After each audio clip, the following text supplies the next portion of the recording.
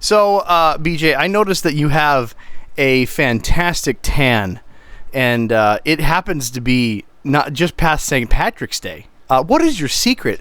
I don't think there's tanning booths in California. Oh, there's actually remarkable amount of tanning booths in California, which is surprising. Like they actually have like the kind that actually burn your skin, and then like the spray-on kind, because you want to be healthy while looking brown. Well, no, my trick is you go to the desert, forget to take sunscreen, and then have it rain for 2 days, and then the last day is finally sunny, so you just go outside and enjoy the sun, and I look like a raccoon. That's your secret. It's pretty fun. So if you could, come capture me, tie me up, put me in a trunk, and then throw me in the desert just so I can look a little bit less cancerous. Because I am pasty white. I'm telling you, photocopiers are jealous of the amount of toner-free skin that I have. So I'm your host, Rob Zolson. And the guy that can't breathe is BJ Pote, the owner of eTop Technology. He'd like to take a moment to breathe to welcome you to this fantastic podcast known as the Business Tech Playbook. Exactly. Welcome to the Business Tech Playbook. We're here to talk about all things tech-related. Technical. Again, just a quick reminder, like our goal of this podcast is to be hopefully mildly funny. I know I'm probably the most boring one. Robbie's the guy who's got beta fishing fight stories and like the underground mafia. Hey, no one knows about that. That's between you and me. Oh, sorry. Okay. Let's not talk about that. That doesn't exist. So no, this is I'm a fish guy. That's all they need to know. The thing about Fight Club is you don't talk about Fight Club. Absolutely. So I apologize. Thank you. I totally broke that. The cone of trust has officially fallen off the rails here. It's all right. But if any of you are into fish, go look up Rob's other podcasts. He's like a freaking pro at aquarium fish stuff. And he's actually really funny and a great engineer. Wait, you actually listened to one of the episodes? Yeah. Oh, I'm so proud. I forgot which one because that's terrible. Okay. You listened to one of them. That's okay. But today we're here. That's called The Aquarium, guys. If you want to look it up. But we're here to talk about nonprofits and their IT needs. So I'm gonna start the conversation with: you ever gone out with one of your just turned 55 friends? I'm in my early to mid 30s. I got friends I'm talking friends that we hang out and spend time together up to age 70. I'm of the minority. Not a lot of middle 30-year-olds have 70-year-old friends, but so I have a whole gamut of different friends. So I do have friends that are just turned 55, and when they do, let me tell you, it might not be midlife crisis. They're flexing into asking everybody if they have a senior citizens discount.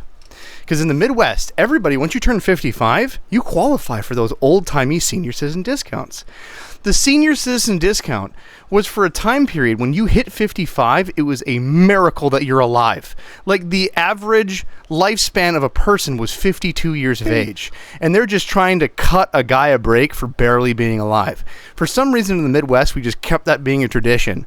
And now you can go to, like, I don't know, Perkins, or what you guys call on the West Coast, Denny's, and walk in and get yourself a 55, if you're 55 or older, with your ID, and prove you can get you a senior citizen discount. So, that's amazing. If you are a charity or a nonprofit, you should be that pompous 55-year-old white dude in the Midwest asking to see if you can get a discount everywhere you go. Honestly, you're there. You're there and doing your work in the regards for your nonprofit or charity. You're there to help someone else. So why should you pay full price for the tools and the technology that you need when all of these companies are giving it out there for massive discounts or for free, depending on what you're looking for? My favorite price is free 99. Free 99. Not free 99. Exactly. Free 99. It's like it's free-ish. Free-ish. I honestly was really trying to figure out where you were going with the hell of an analogy, am I right? That's a heck of an analogy. I woke up with 9 hours of sleep today. I'm ready for this podcast. Man, you are a spicy mother trucker. Woo! Like, this is amazing. I know. Like, I got sleep. I've already been told by 3 different people that I've probably had too much caffeine today. So this is going to be a fun podcast. I'm drinking Pepsi as we speak. If you can keep track, more power to you. Like, I'm really I'm proud of you. we probably actually shouldn't be talking to nonprofits because they're typically like more refined folks, and we're over here like we're taking a traditionally boring topic, people, and we're having the best time we can with it. So enjoy the ride with us. We're doing everything we can. Right. Yeah, right. Well, and to your point, like there's some phenomenal like organizations out there, and really they need to. The more you can have those, like the tools that you use, given to you for, like you said, free or close to free, the better off you are. Like there's more money that can go towards paying your staff. There's more money going towards furthering the mission of the organization. We love working with 501c3s because there's so much that can be brought to the table. And oftentimes nobody tells them about this stuff, or like they kind of know, but they don't, like they just don't take advantage of it. And so oftentimes people think, nonprofit, that means, like on a shoestring. Well, a lot of nonprofits are even reasonably well funded, but they really just need to have somebody focus on helping them make good decisions. So that's hopefully what we're going to cover a little bit today, and go from there. Now, what we're not going to do is not going to tell you exactly what prices are. We're going to tell you what they have been and some experiences we've dealt with in the past between our personal experiences with BJ and I. But know that all of the quote-unquote prices, benefits, packages, and everything are a continual moving target. So what they used to be or what they are now will not be that same way in 5 minutes from now. And I promise you that. But they at least hold commitments most of the time and grandfather you in once you're quote-unquote locked into a plan. In almost all cases. So if you, let's take an example, want to purchase a piece of software, well, we'll pretend it's like a software as a service that you pay a month to month for, like Asana. Asana, most of the time, if you get locked into a plan that's half off because you're nonprofit and they change that to 25% off later, most of the time a company like that will still grant you the half off because you're grandfathered in. Now, we can't keep up with all the prices and all the different platforms, Adobe, Microsoft, Google. I mean, we can go through a list all day long. Hardware, all the pieces. But what's some of the details that you've done? I'm a Google guy. You're a Microsoft guy from experiences in the past. Let's do Microsoft first because those are the two big platforms really rolling these spaces. Yeah, absolutely. So Microsoft has several options. You can either go directly through them or through some of the different platforms like TechSoup. Basically, even if you go direct, you can you have to just upload your 501c3 documentation, and in a lot of cases, these companies they have access to the filing platforms for the IRS and for the state, and so if you put in your name and your information, a lot of times they even have the 501c3 documents available to them that way. So it's a pretty quick and easy process. So like with Microsoft, they have. Microsoft is, as if anything, a complicated organization, right? But one thing that they've done really well for for nonprofits is they made the business premium licensing very inexpensive. It used to be, I think, free for up to 10. I think they still give you 5 for free. And then it's like $1 or $5 per user per month. This is normally a $22 per user license. And getting that for, between, let me see if I can find the actual current pricing on that, but let's call it $5 per user. Last time I did it was value. $4, and they changed it based upon scaling. The last time I did it with the Microsoft license. So if you had, let's make something up, 10 users, it was $4. If you had 50 users, they drop it to $3. If you had 75, they drop it down a little less. So it was a scalable model, but still, when you're going from, you said 20 plus to $4 or $5, that's an incredible savings. Right, exactly. Well, and all of our business clients are paying full price for this, right? Like they're getting, they pay $22 per user for these licenses, and so it's not abnormal for our 30, 40, 50 user clients to be paying $1,000, $1,500 just for Microsoft licensing, and we're basically just passing it through at the exact MSRP that Microsoft has it, and we make a few dollars on it, but it's very, very minimal, right? Now, if you clicked on this podcast and didn't listen to other episodes, which is very common because you'll just see, nonprofit help for us. Know that these licenses that we're talking about are one license per user. So Kathy would get a license, you would get a license, each person would get their own individual license. This would include their email, their Office 365 tools, all of their cloud software such as SharePoint, OneDrive. That includes the syncing and backup. It goes on an entire list of all of your business apps to really get your job done. Logins and security and MFA for your Windows machines. Everything you need to put on your big boy pants and run a business is literally built within these licenses, except for your specific line of business application. And what we mean by line of business application, that could be your finance package. So that could be accounting, QuickBooks, Xero, QuickBooks Online, QuickBooks Desktop, Sage 50. There's a ton of them. And honestly, a lot of the nonprofit, a lot of the business premium licensing, it includes things like, it really could replace Asana. So it's got task management, some basic project management. Most people look at Office 365 and go email and Office. It is a suite of literally hundreds of different applications and features that are all paid for by that single license, which is why so many businesses are dependent on it. And Google, that they have their own suite of products trying to compete with this as well, and we'll explain that in a bit.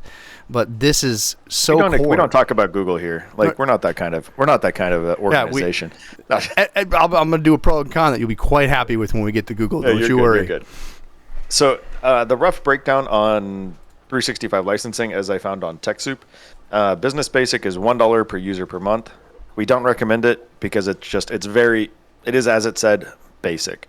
One of the areas we like having these conversations are for our clients that are very like you have your main users and then you have like what they call frontline users. So like a receptionist who doesn't get a lot of email, you can give them different licensing that's typically less expensive, but it gives you a lot of the same security pieces that are baked into Business Premium. A big part of why we've been really forcing and encouraging people to move over to Business Premium is just the excessive amounts of like security pieces that are paywalled behind that license. We can do really amazing things with Premium that we just can't do with Standard. That, and last time I did this, again, moving target with nonprofits, they did not let me, last time I did it, mix and match. So if you needed one user with it, sorry, all users have to be because you're already getting a discount. I don't know if they changed that since then. This was 4 years ago? 5 years ago? I think you can mix and match now, but I would want to find out, right? So we can do nonprofit pricing, Robbie, through Synex. Yeah. So we can pass it through just at cost through Synex. So the Microsoft Standard license is $3 per user. That's a better one. That includes your Office licensing, kind of the basic stuff. And the Business Premium is $1 per user for the first 10 licenses. So if you have 10 users, it's $10 a month for 10 users. And after the first 10, it's $5.50 per user. So it's a phenomenal value for dollar. They're actually making it less expensive. And the one caveat is this is for nonprofits at 300 users or less. If you're in the 301 and above, then you're going to need to be moving over to the E series licensing because they allow for more than 300 users. Yep. Now, one asterisk on this that I want to point out is free isn't free, or discount isn't completely discounted. So yes, you're going to get that $4 license, $5 license, whatever the discount is, and you're going to have to fill out your 501c3. But the reason that they're doing these discounts and have to file that out is because they're doing it for tax benefits as well. So they have to know that you are a nonprofit with that 501c3. They have to know who the business manager is. They have to know a reporting of how many users you have each year and quarter. They have to have all of the details up front, and then they have to go through approval process of, does this business qualify? Because you may have a 501c3, but they have qualifying businesses that they choose that they can or cannot have, even if they're nonprofit. Google specifically, because again, I know Google quite well, if you're education-based at all, it doesn't matter if you're nonprofit, if your entire thing's a charity, if you are education organization, they will reject your licenses because that is their bread and butter business is schools. That's where Google has their biggest ingest is elementary, high school, and college education. So they have blocked honestly, it. Microsoft has their own gamut of stuff that they block as well.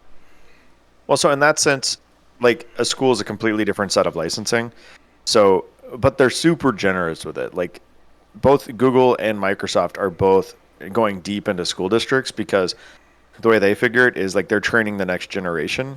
And so if they come out of, high school all only used to Google workplaces, that's what they're going to want to run in 15 years. So like these companies are playing the 15-year, timeline.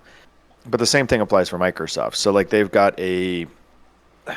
have an A series of licensing, which is if we could do a whole series on just Microsoft licensing and like what it includes, what it means, and so let's kind of avoid that soup. The A for we could talk about it for hours. But yeah, know that they reserve the right to say no, even if you're a charity, and you still have to go through an application process. This process, depending on the amount of applications they get, if COVID was out there and a thing, depending on the type of year and seasonality, because there's a lot of different influxes depending on your budget, can take anywhere from 3 days to, I've seen it go as long as 4 weeks to get approval. Well, and the other piece that probably needs to be paid attention to is it will also somewhat depend on like the type of nonprofit. So it's not just the schooling piece.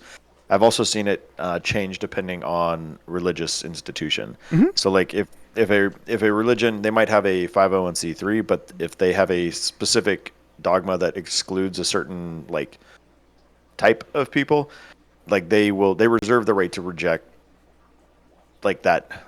A lot of churches are kind of exempted from getting nonprofit status with Microsoft just because like of the belief systems. Taking the Microsoft Google equation out of it, there are SaaS companies out there that I've heard of and seen that have denied applications to the Church of Scientology for free licensing. Who knew? They have the right to deny for whatever reason, and they get to choose and based upon their request. But again, like you said, they're very generous. I've only ran into a couple cases where they flat out denied it. So, well, yeah, and they do detail why. And they do detail why. Now, knowing that, when you put in your application, and let's say that you did have follow-up questions, know that that's what they're generally looking for, and they'll detail those in the question. So I had an example of a institution that was there to help and watch. It was kind of like an adult daycare center for disabled children and some sub-adults. Sub-adults like 18 to 20 something, and it was a center for parents and caretakers to drop them off and have them take care of it the day. They had certain programs for them, and it was on the border of seeming to be an education service. So it got flagged for a Microsoft license in the process, and they came with follow-up questions. It wasn't a flat denial. They wanted to know more. Are you doing this? Are these considered education classes? They wanted to know more about the organization. So be clear, and they're going to want to see stuff annotated on your website. That you are clear. You have to have a mission statement. Without a mission statement, they will say that you have to have a mission statement and to publish it, and they'll follow through with the requirements. So we're just telling you this not to do this ahead of time, but to know what to expect in this process and the road bumps you might hit along the way. Well, and kind of the amazing part about working with TechSoup is they really give you access to a huge swath of tooling. So Acrobat or Adobe licensing, so that might be Creative Cloud, Acrobat Pro, that kind of tooling. It could be, I know they have an option for QuickBooks Nonprofit. So they both have the QuickBooks Desktop and QuickBooks Online nonprofit versions, DocuSign, Zoom, that kind of thing. Mm-hmm. So they have a ton of tools available to you. Now, again, the only change for Google on the Google side is last time I checked, the Google mid-tier licensing was free outright. Again, it had to be certain qualifications, and then they also had where they came back and said, no, for you, we're only doing a discount, and they held reservations for that. And they had, instead of going, you can go to directly like Microsoft, so you can go directly to your TD Synnex, your Ingram Micro, and get your licenses or buy them directly from Microsoft. Google has at the time a hard requirement that you don't have to purchase them from TechSoup, but you do have to file the approval through TechSoup. because that's who they pay to do that application process. So that's who you have to file your 501c3 through. That's who you have to do that back and forth through, because they found that TechSoup does it faster and they've just had it more polished, and Google doesn't have the time for it. So you have to file through them, you'll get approved through TechSoup, and then you can either purchase direct through the normal consumers or through TechSoup. That was the only big change I saw there through Google. Now, when we say Google versus Microsoft, Microsoft's a few dollars, Google's free. So people a lot of times just see that and just lean directly towards Google. Well, I don't want to pay anything, so I'm going to lean towards the Google solution. Me being a Google guy, don't do that. That's the worst loophole you can fall into, and I see it happen over and over again with nonprofits, is they will grab the free solution because that's no cost to the nonprofit. On paper, it sounds good, but then they get in bed with it, find out it didn't fit their need. They didn't do the time, they didn't do the research and see if that actually could fit with what they needed, and then had to pay the time to switch over all their employees back to 365 because that's the actual tool they needed, because it integrated with their platform, because it had the one proprietary thing they were missing. No one did the scoping they needed to figure out what they had to have. I'm not saying Google won't work for you. I'm saying do not go in bed with someone because it's free. I completely agree with that. I mean, at the end of the day, nonprofits need to function a lot like a business in this sense, and it's understanding the requirements for your company or your organization, right? So an executive director, when they're looking at these things, it's having an understanding of like what's required up front. And recognizing a lot of executive directors are amazing at giving back. They're amazing at running their organization. They're amazing at what they do, but they don't understand the technology. And that's oftentimes we're bringing in like a CIO into your board of directors, bringing in an MSP, somebody that's going to help you make the right decisions. I hate throwing good money after bad. Like, I'd way rather recommend that you spend the right money up front. It makes sense. Like, it gets you into the right budgeting life cycles, and you're able to have these conversations before it's painful.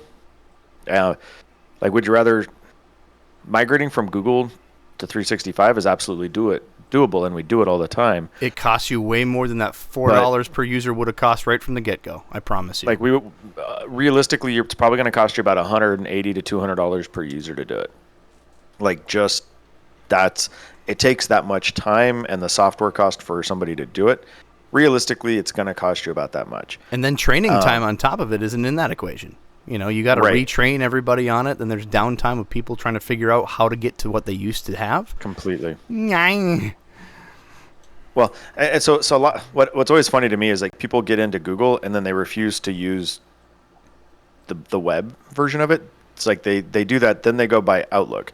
We literally are working with a company. Like, we just finished moving like the child company over to 365 fully, and the parent company is using Google Workspaces. But then they also have Outlook and 365 for almost every single one of their users. So they're double paying for everything because their users are like, we're used to Outlook. And so like that's how they do email is Outlook. But they're using Gmail as the back end instead of just doing it right the first time, running it all into 365. And again, I recognize I'm a 365 fanboy, but part of it is just like it's knowing the Kool-Aid you drink. Like, we've drunk the 365 Kool-Aid, and now we know what flavor it is. We know what's involved in making it. We know what water to bring. Yes. As a Google fanboy, same problem, brother. I'm over here. Huh? I'm in your camp. Same problem, and I'm a Google fanboy. Yeah. Well, I mean, but to that point, like, if somebody came to us and said, "Hey, we're going to stay Google," I'd shake their hand and give them, wish them well, because like, it's just not what we know. Like, we just don't know it well. And so like, we can't do our automations. We can't do all the things that, that we are excellent at. So, imagine, people expect us in IT, right, to be an ice cream shop. You want to go in and you want 389 flavors of ice cream, because why wouldn't you? You want to satisfy that customer. The customer comes in and they can choose anything they desire for any reason. That's a great premise. But when we want to be able to serve you ice cream 24 hours a day, have it ready, soft serve, hot serve, up serve, down serve, we can't do 385 flavors of ice cream because we only know 186 and train our people in 186 flavors. So if you want those other half of flavors, sorry, we're really good at these flavors. We can promise you we will always have the freshest, best ice cream in these flavors. There's other people that handle those flavors. We're the best at what we do in these flavors. And it's hard for people to get that. Well, I kind of look at it and I feel like we need to turn into the in and out of MSPs. Yeah. Like we have a limited menu. I want and lasagna. We have a little bit of animal style on the side, but like it's like we pay our people really well. Our service is really awesome, but like you get a burger, a double, like, I mean, fries and a shake. And it's not that we can't accommodate, there's going to be integrations with our French fries to your milkshake, but we're not a lasagna shop. We're definitely not a lasagna shop. There's places with that, and it's a slow service. You got to bake it twice. It's not always available. Sometimes it gets hard on the edges. We're just, we're going to be consistent in quality. I love the analogy. More caffeine for us before podcasts. More caffeine. I know, right? Like, yes. I'm over here like I get the feeling in about 45 minutes I'm going to need a nap and just pass out. Slight joke. I pretty much never sleep, but that's why there's so much caffeine involved. No. So like for a nonprofit and an executive director, like really so much of it is it's taking a moment to step back from the missional aspect of your organization and think about the business piece of it, because at the end of the day, you're still a business, like at the kind of the core. Like you're providing a service to someone, and just because you're providing it for free doesn't mean you don't need to get funding. And so much about what we do is trying to protect the way income flows through your organization, so you can do the good things you do for the community, right? So if 99% of your income comes from fundraisers, how do we work with you to protect that? How do you work with your IT provider to protect those fundraisers? If 99% of your income comes from like a county or state organization or the federal, like the Fed level, how do we protect that? Because more and more requirements are coming from the state, county, and Fed for downstream vendors who distribute money for them. And so that partially is how money flows through your organization and what you use it for. But then part of it's going to be turning into like the cyber requirements for your company or for your organization, your nonprofit. And so there's going to be allowances inside how you need to spend the money that are going to dictate that you have a good cybersecurity plan, a good IT provider. That doesn't have to be us, though we're pretty awesome. But at the end of the day, like, it's how do you protect your income so that way you can do the mission that you have been hired to do, or that you feel called to do. So we nailed the topic of software, I think, at least high level. Yep. If you got questions, there's going to be a ton. And if you're listening to this, contact us, podcast@etoptechnology.com. We'd happily talk with you on any of these questions. If you're the IT guy, or you're the business manager, or a nonprofit wanting to know for more information, we're here for you. Next thing is the hardware. So actually, before we move on, one last piece of software. There is one more requirement. Let's say you onboarded with some piece of software. We'll call it ABC Software Company. ABC Software Company has a cool suite of specialized software that do the thing you want to do things for. And they onboarded you. You gave them your information. You qualified. They gave you free licensing for whatever you needed for your 50-user team, or a discount licensing for your 50-user team. They may still want information audits throughout the year, and they have their use policy. Even if you pay for your software, you have a fair use agreement. If you do it nonprofit, they have a stricter fair use policy. And you need to match these fair use policies of you cannot share with anybody outside, and they're going to monitor it much worse than you would if it was paid for.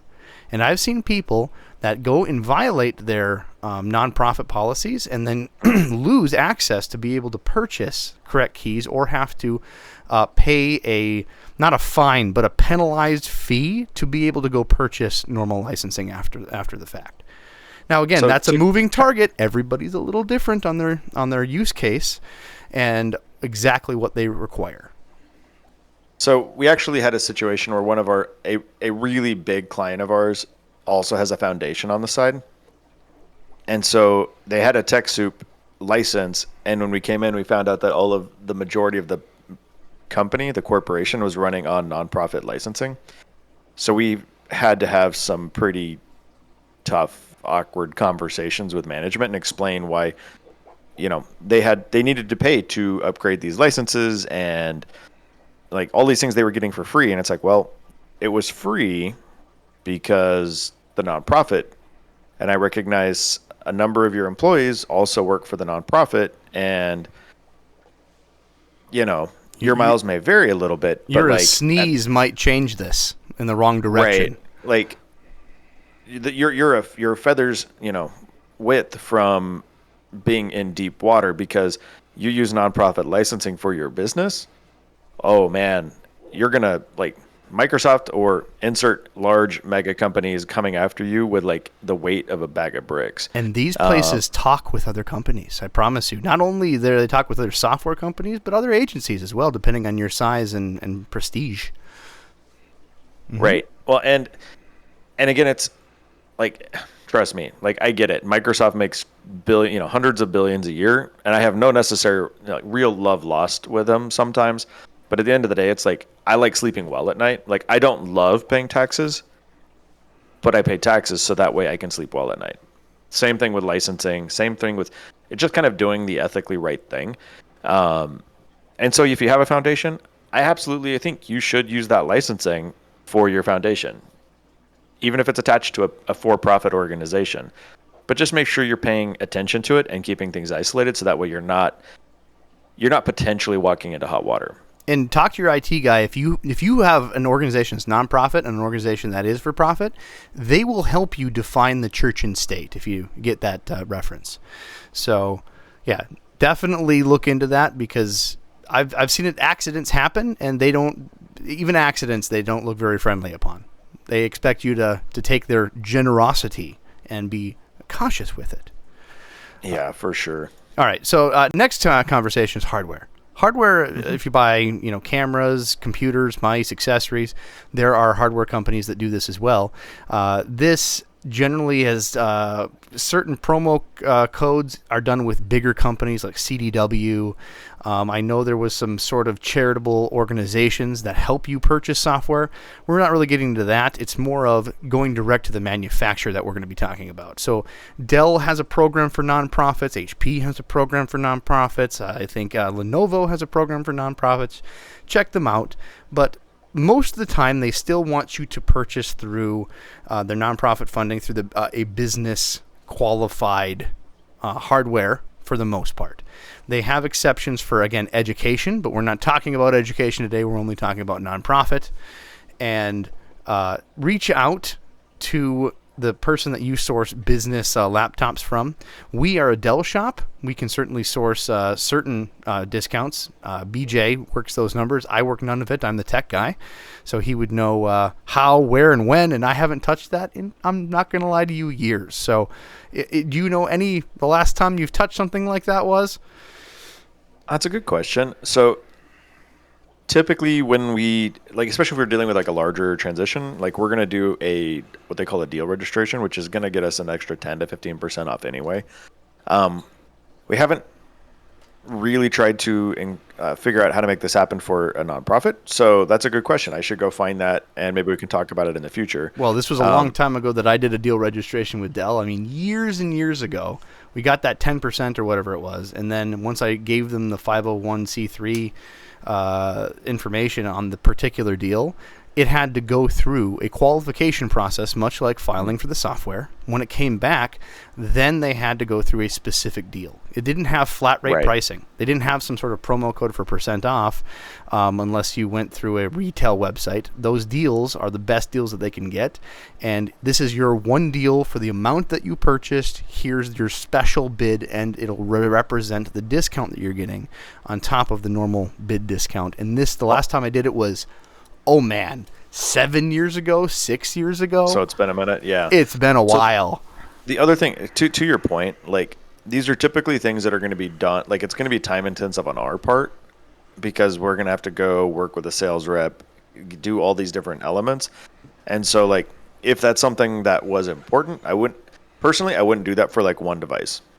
No. And they, Like, they, now if I, somebody's, I would assume they would reject it for one device. You know? oh, sure. So like for Dell, like deal registration doesn't start until there's a 15,000 at MSRP. Right. So like, I can get discounts, but I can't get good discounts until deal reg, and deal reg is over 15,000 in one single purchase.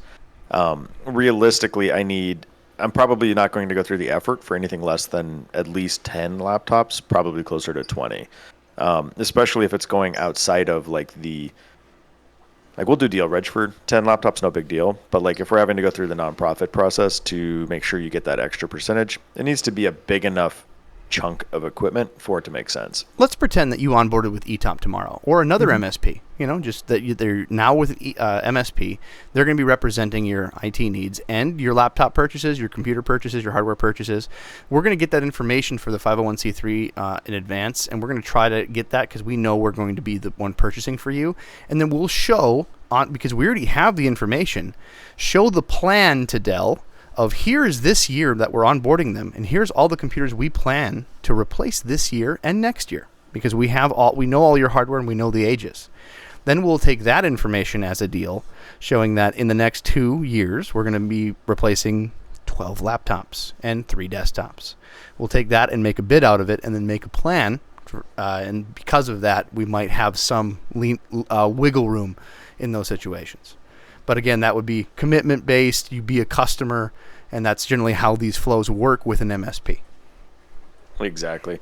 I mean, and whether it's you doing it or somebody else doing it for you, like it's just a function of like there's just a lot of pieces that have to go on, right, in making that work. One of the big things that I'm not going to distract. Rob, is anything else about hardware? Peripherals. Some companies do peripherals. Again, Dell does all different types of peripherals. We do docking stations, monitors. We do everything that we can through Dell. There are some exceptions. If you want to go purchase your own mouse, most MSPs don't care about your certain preference of mouse and keyboard. Plus, it's a personal item. If you get spilled coffee on it or it gets gross because you didn't want to clean it, we don't want to be responsible for that. So let's say that you bring your own mouse and keyboard from home, or you got your boss to approve your own little Amazon purchase, so be it. But if you're a nonprofit, sometimes places like Logitech will have a promo code for nonprofits. So look into that depending on it, and then you can tell your company that we only get these because we get them for $10 because we have a nonprofit promo code. Check it out. But if you can, try doing your peripherals through the same company you order your computers from, because that sweetens the deal and motivates them to give you a deeper discount. That's my last note. Yeah, no, that's perfect. I mean, again, I would like to also point out that there's a time loss for every dollar saved on the nonprofit thing. So it's like, it's a reminder of people. Time is also pretty expensive. And so oftentimes it's less expensive. Like if you already know that there's a really good discount program, then absolutely take advantage of it. Like the Microsoft one, getting those licenses for $1 or $5 is such a huge savings that, especially if you have 20, 30 people, I mean, you're saving $15 per user. That's $300, $400, $500, $600 a month. It's worth the time to go through it to save that perpetually. But if it's like you're saving $3 on a Logitech keyboard and mouse, I'm not saying you shouldn't do it, but how much did you spend $20, an hour or two of time trying to save $5? Just make sure you're balancing the people element with the cost element, because you wouldn't believe what that $20 keyboard matters to the sales guy in Dell, because these sales guys, honestly, they have their sales teams over at like Dell, HP, stuff like that. They have specific what they call what was it? My brain. Give me 1 second. This is 9 hour target brain. Bonuses that they have to sell if they get a special like bonus, or they get a prize based upon the specific thing that they sold that year. So sometimes they'll say if you sell X amount of peripherals, then you get a little bonus. So it's a silly, but sometimes it matters to some of those reps, especially newer, younger reps that are trying to prove themselves at the company. So you wouldn't believe what throwing on the keyboard and mouse would do to lower the percentage of your bill. Well, and so especially with Dell, I always try to throw in like good peripherals from Dell. simply because it doesn't take that much more time.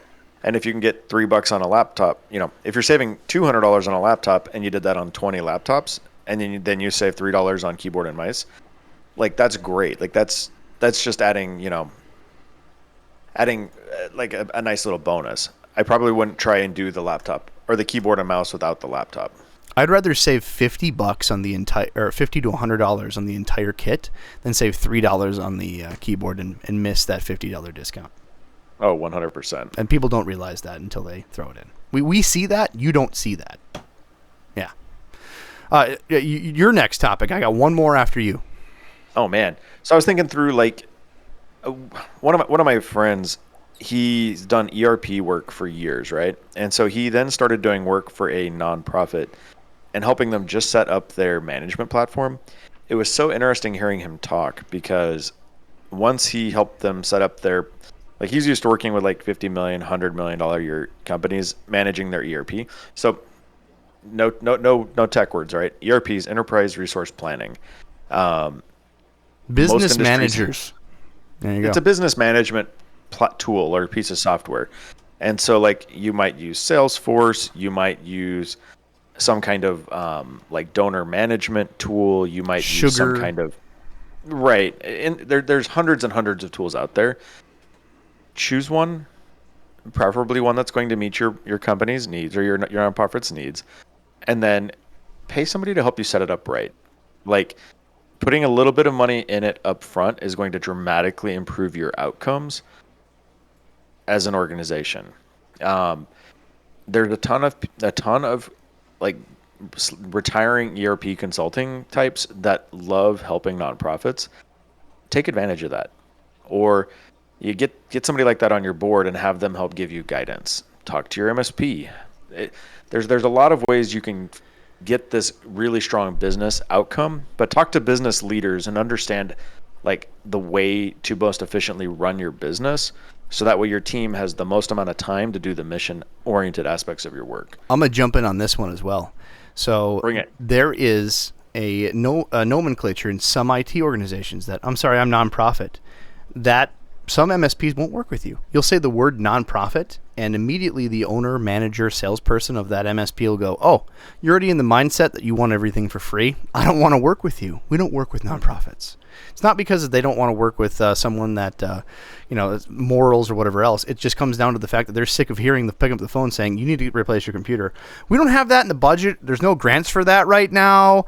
We're going to get that in 3 years. Well, you have a person down, and they're just sick of dealing with that phone call. Trust me, it's out there. So if you're having problems, we're finding someone to help you with your ERP system because you're nonprofit or you don't know of someone. You're in a particular business where if a normal business would go out and talk to their competitor saying, hey, what do you do for this? They'll go, no, that's our secret sauce. You can go away now. You're a nonprofit. Nonprofits help each other. You can go ask another successful nonprofit and say, hey, I heard that you're using the same ERP. How did you make it successful? And they will be like, we hired this firm. We have this expert on retainer. This is how we got the onboarding. This is what we do that works. And they are more than willing to share. Where in normal business, you don't get that luxury. Actually, so there's a tool that I've seen used quite a bit. It's called Odoo. It's basically like a business management tool in a box. And there's a guy here in Redlands whose name is Wolfgang Hall. Yeah, I totally just pulled that out of the recesses in my mind. Shout out. Shout out. Yeah, right. Exactly. We should get him on this because he's really focused on business application type work through Odoo, which is a form of ERP. And he's specifically going after like working with nonprofits. So we should actually talk about getting him onto the podcast because that'd be a really interesting conversation for him. Ta-da. So sorry, this is how we figure things out, is we just talk out loud and we figure things out. I promise you that none of us that do this for a living can shut off our brain at night. That's why we have to live on caffeine and energy drinks. I pretty much go until I stop. Like I'm we like, exert ourselves so we can sleep. Yeah, like 900 miles an hour, and then it's just like, and then my head hits the pillow, and I'll occasionally wake up at like 3 o'clock in the morning and be like, huh. And yeah, like 3 hours later, I'm kind of whatever. Yeah. I got one more if you're ready. Let's go. You said so. I want to hear yours first. Nope. Okay. I was just going to talk a little bit more about the ERP conversation. So a lot of this comes into understanding the desires and needs of the organization. There's a lot of talk out there about small businesses typically spending 2 to 5 or 6% of your gross revenue on tech, right? So that's phones, internet, software, computers, IT support, MSPs, insert everything tech related here. Copiers, printers, camera systems, access control, like literally anything that's like tech, right?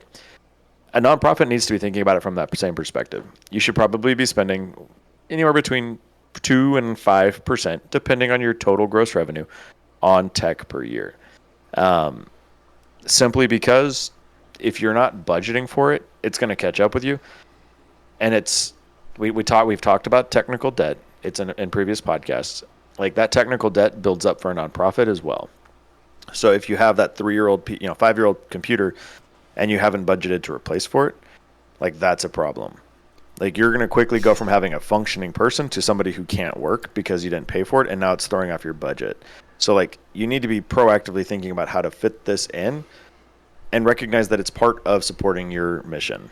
In a business versus a nonprofit, business can all the time can screw up. They are allowed to screw up and not plan.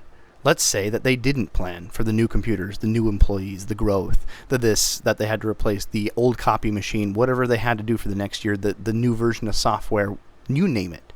They didn't plan an expenditure for that, so they screwed up, and suddenly the CEO still pulls out of capital expenditures money to pay for it because he knows the business has to stay running and he screwed up.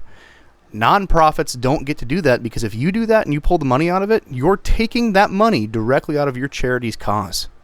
You've stopped. Let's pretend this is a food pantry, for crying out loud. You're literally taking food off the shelf for someone to eat that day. That's the reality. So you have to plan these things, and the IT person, the MSP, has to be proactive with these things, telling you this is what we have to have so you can go out, you can get the money for it, you can find the discounts for it, or the next segue, you have to be prepared for grants. And I'm not the one to tell you about grants. If you're listening to this and you're a nonprofit, you're by far more of an expert than I am on grants. That is what you're good at.